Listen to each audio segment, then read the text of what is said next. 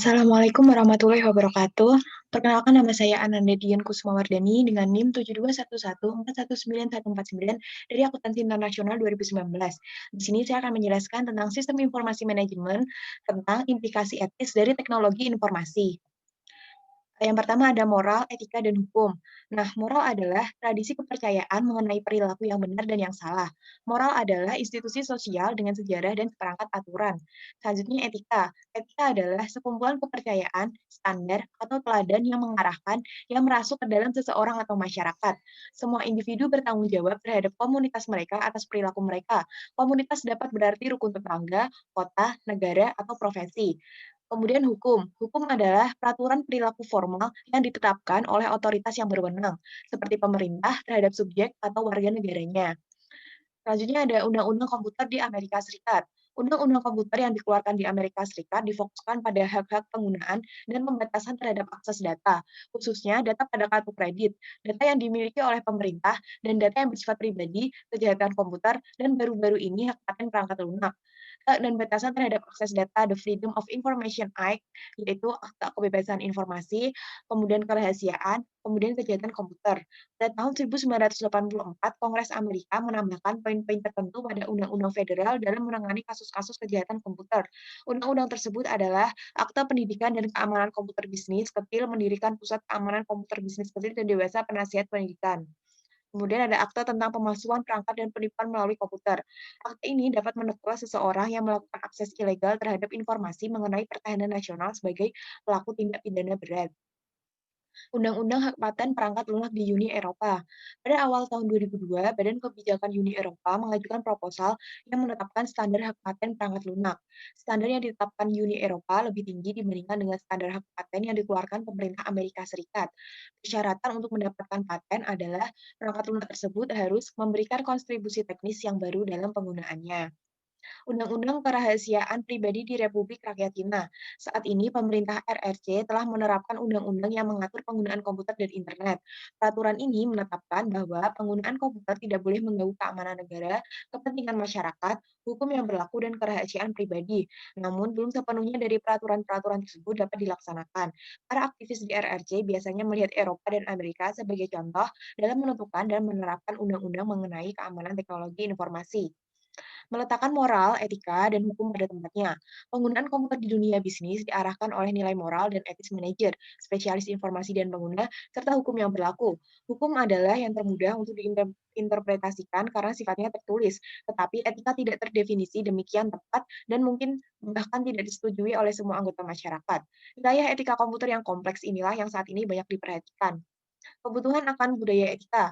Opini yang dipegang secara luas di dunia bisnis adalah bahwa bisnis merefleksikan kepribadian dari pemimpinnya. Sebagai contohnya, pengaruh James Class Penney pada GC Penney Colonel John Peterson di National Cash Register atau Thomas J. Watson SR di IBM menentukan kepribadian dari perusahaan-perusahaan tersebut. Di masa kini, CEO perusahaan seperti FedEx, Southwest Airlines, dan Microsoft memiliki pengaruh yang amat penting pada organisasinya, sehingga masyarakat cenderung memandang perusahaan tersebut seperti CEO-nya. Bagaimana budaya etika diterapkan? Tugas dari manajemen tingkat atas adalah untuk meyakinkan bahwa konsep etikanya merasuk ke seluruh organisasi dan turun ke jajaran bawah sehingga menyentuh setiap karyawan. Para eksekutif dapat mencapai implementasi ini melalui 3 tingkat, yaitu kredo perusahaan atau corporate credo, program etika, dan kode perusahaan yang disesuaikan. Meletakkan kredo program dan kode pada tempatnya.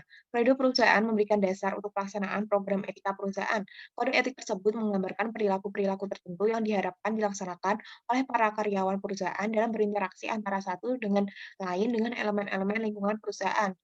Alasan dibalik etika komputer. James Hamore mendefinisikan etika komputer sebagai analisis mengenai sifat dan dampak sosial dari teknologi komputer, serta bagaimana formulasi dan kebijakan yang sesuai agar dapat menggunakan teknologi tersebut secara etis. Etika komputer terdiri dari dua aktivitas utama, dan orang yang paling bertanggung jawab dalam mengimplementasikan program-program etika tersebut adalah CEO. CEO harus yang pertama waspada dan sadar bagaimana pengaruh komputer terhadap masyarakat. Yang kedua, menentukan kebijakan yang dapat memastikan memastikan bahwa teknologi tersebut digunakan secara akurat. Alasan pentingnya etika komputer. James Moore menyatakan ada 3 alasan utama mengapa etika komputer sangat penting bagi masyarakat. Alasannya yaitu yang pertama, kelenturan logika, yang kedua, faktor transformasi, yang ketiga, faktor tidak terlihat. Ketidaktampakan operasi internal ini memberikan kesempatan terjadinya nilai-nilai pemrograman yang tidak tampak adalah sebagai berikut. Yang pertama, nilai pemrograman yang tidak tampak. Yang kedua, perhitungan rumit yang tidak tampak. Yang ketiga, penyalahgunaan yang tidak tampak.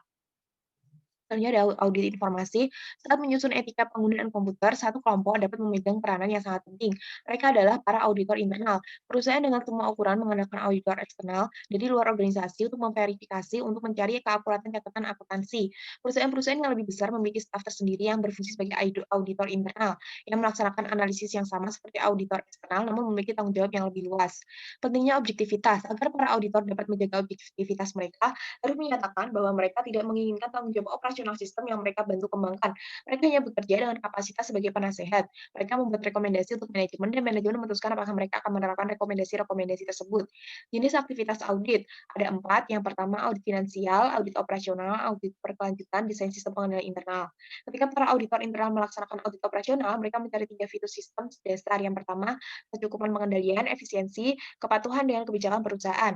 Menerapkan etika dalam teknologi informasi. Bagaimanakah budaya etika dicapai dalam sebuah perusahaan? Perusahaan tersebut tidak harus mengusahakan semua pekerjaan sendiri. Bantuan dalam bentuk kode etik dan program edukasi etika yang dapat memberikan fondasi untuk budaya tersebut. Kode etika dapat digunakan seperti apa adanya atau disesuaikan dengan perusahaan tersebut. Kode etik dan praktik profesional rekayasa peranti lunak dibuat dengan tujuan agar bertindak sebagai panduan untuk mengajarkan dan mempraktikkan rekayasa peranti lunak, yaitu penggunaan prinsip-prinsip perancangan dalam pengembangan peranti lunak. Kode etik dan perilaku profesional ACM. Bentuk kode etik ACM yang ada saat ini diadopsi pada tahun 1992 dan berisikan kerahasiaan yang merupakan pernyataan tanggung jawab pribadi. Kode ini dibagi menjadi 4 bagian, masing-masing keharusan ditulis dengan sebuah narasi singkat. Kode etik yang praktiknya profesional rekayasa peranti lunak. Kode ini mencatat pengaruh penting yang dapat diterapkan para ahli peranti lunak pada sistem informasi dan terdiri atas ekspansi di 8 hal penting. Yang pertama ada masyarakat, klien dan atasan, produk, penilaian, manajemen, profesi, kolega, dan diri sendiri.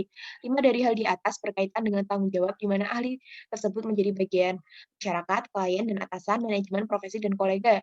Nah, sedangkan 2 hal produk dan penilaian berkaitan dengan kinerja profesional, dan 1 hal yaitu diri sendiri mengacu pada perangkat diri sendiri.